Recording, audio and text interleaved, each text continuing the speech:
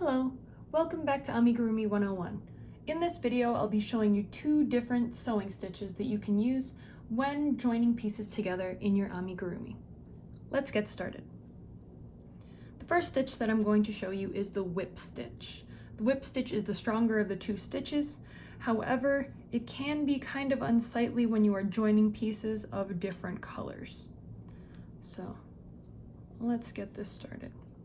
Keep in mind you can space out these stitches as much as you want. I'm going to be putting them pretty close together, but you don't have to put them in stitches that are right adjacent to each other. You can skip stitches if you'd like. All right, so here we go. What I'm doing is I'm inserting my tapestry needle into two consecutive single crochets, one on either side of this folded in half piece. All right, so I'm always going to be inserting my needle on the same side of my work. All right, so now I've worked into these two stitches on the end. I'm going to move to the next two stitches. One that is next on the front side, and then the single crochet that is next on the back side.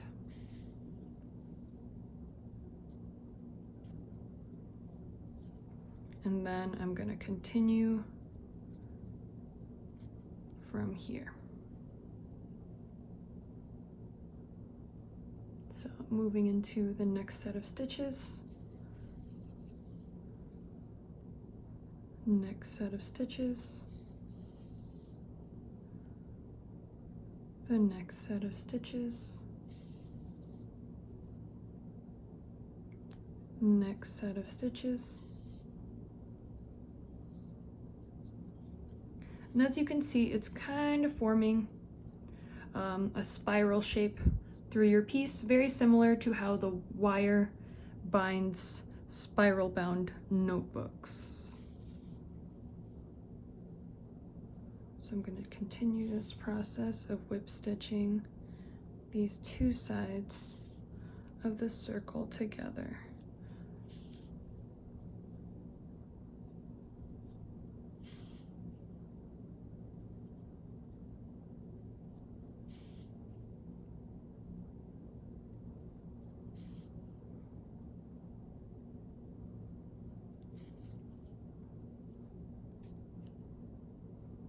All right, and I'm reaching my last set of stitches over here. Okay, so when you reach the end and you're done sewing both parts together, what you can do is knot it off. So I like to tie a double knot at the end. Try to make it as tight as possible.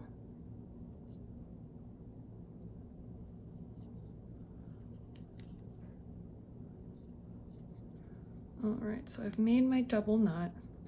Now I want to weave in this end. I don't want the yarn just sticking out of here, being able to be seen. So what I'm going to do is weave it in. So I'm going to find an area close to where I made my double knot. I'm going to insert my needle and I'm going to pull it out on an end that is far away. So I could go all the way to the other end over here. And then I'm going to pull my yarn through that hole, kind of pulling my double knot into the piece so I can't really see it all that well. And then you're going to be left with a bunch of extra yarn. What you can do at this point is trim off that tail. And then if you move your piece around a little bit, the rest of that tail disappears in there. And I'm going to repeat that weave-in process over here. I don't want this just hanging out, so I'm going to find an area close by. I could actually stick it in through here. It's a better spot. So I have my needle in there. I need to thread my yarn tail through. Oh, didn't get all the yarn.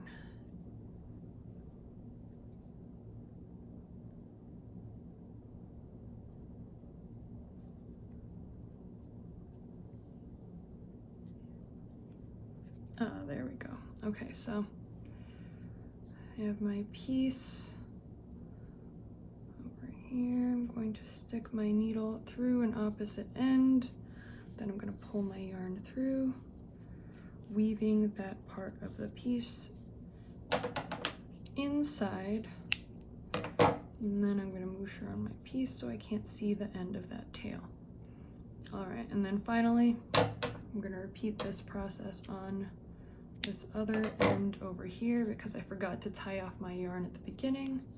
So I'm going to leave a tail that gives me enough space to do a double knot.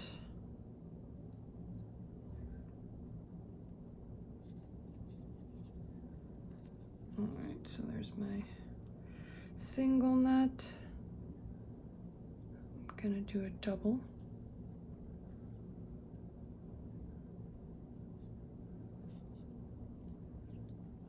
All right, now I'm going to find an area to insert my needle that's close to where the knot is. So I'll choose right over here. And then I'm going to stick my needle through the piece somewhere a little further away. Thread my needle and then pull the yarn through to the other side. I might have pulled a little too hard on that one. Okay. Can smoosh it around a little bit.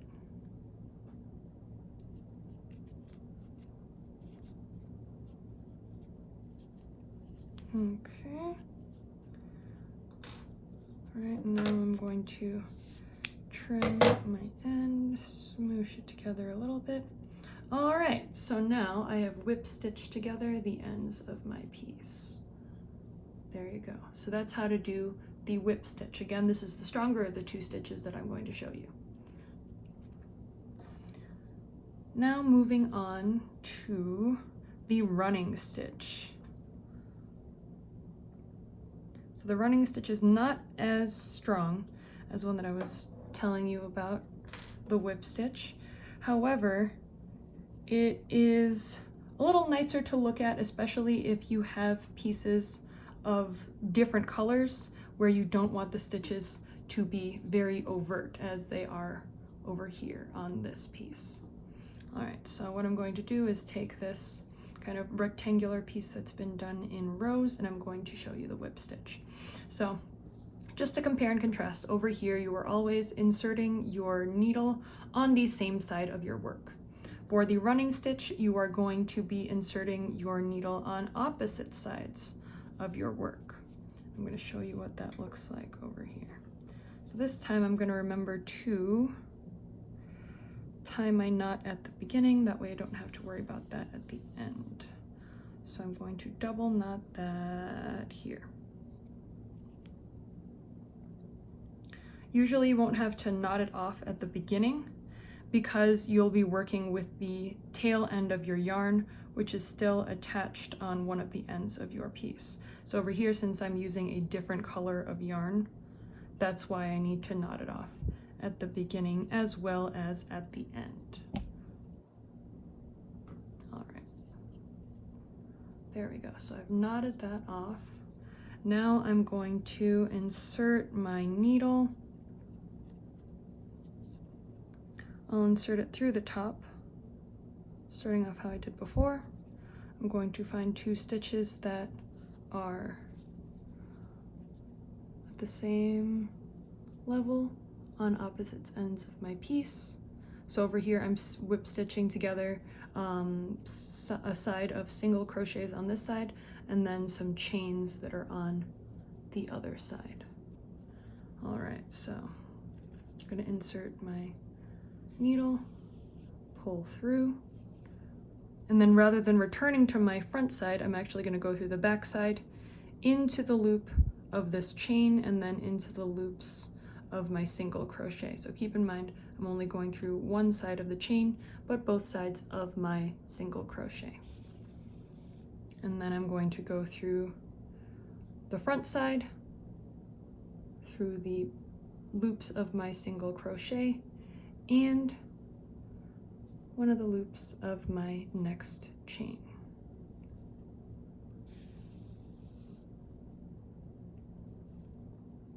And then I'm going to repeat this process of going back and forth through my work.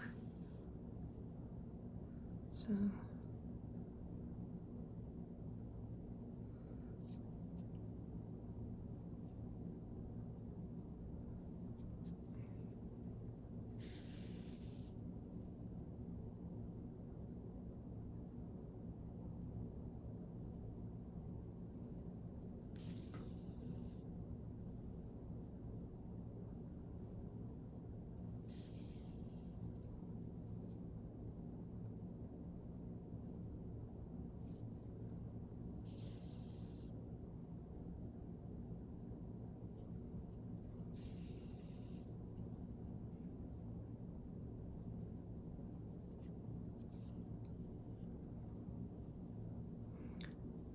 Alright, so there's my running stitch. As you can see, there are gaps in between because wherever I have my stitch showing on this side, in between there is where the stitch is showing on the back.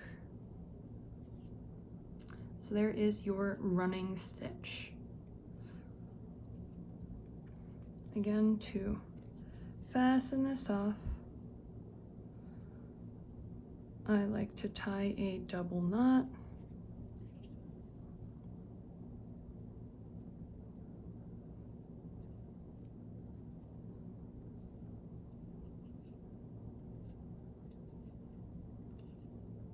Move this tail out of the way. All right, there's my first knot. Again, I'm trying to get it as tight as possible. Here's my second knot. And I'm going to try to insert my needle somewhere close to where that knot is located.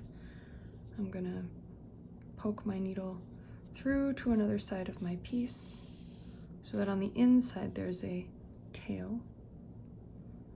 Oh boy. Oh. There we go.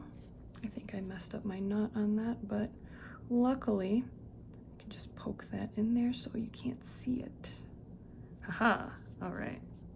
There we go, and just like I did before, I trim the remaining tail. I already tied off this other side at the beginning, so I'm going to just grab that and then weave the tail into the piece.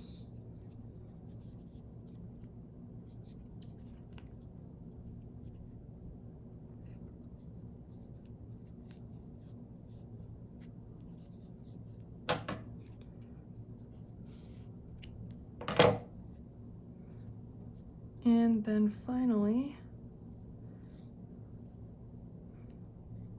oh no, that was my fasten off. Oops, I just removed it. Let me put that back.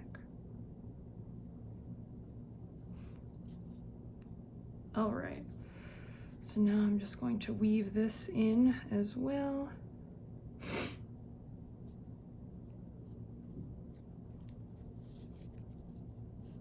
And this last tail I will also weave into my piece.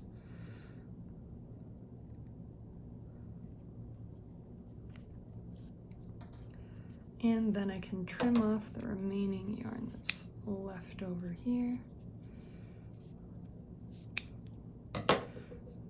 Move this around just a little bit, manipulate your piece so that the tails disappear into it, and there you go. There's your running stitch with all of the ends weaved into the piece, or woven into the piece. And there you go. That's how you can sew your amigurumi pieces together, either using this whip stitch, which is kind of like a spiral, and then over here, the running stitch, which is more like a snake-like zigzag through the piece.